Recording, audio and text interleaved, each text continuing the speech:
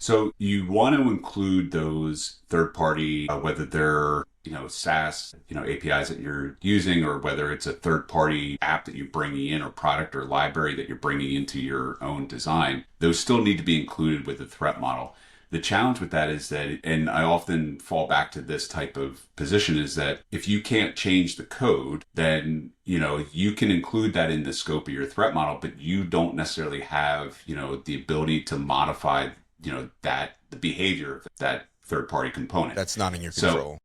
right, what is in your control is the way that you are able to respond to potential threats coming from that component. So for instance, if you're, and we're seeing a lot of this, especially related to supply chain type of attacks, but if your design is so tightly coupled to a component that you're pulling in from, an outside source, that if you find out that that third party has some vulnerability and it's critical vulnerability, are you able to cut yourself off from that? Replace that rapidly with something different. Those are the type of things that you need to think about in your threat model, is that what happens if this third party suddenly becomes malicious, or given the environment that we're in right now, what if we can no longer do business with that third party because of something, occurring more at the global or national level? And so those are the type of things that need to be built into your threat model.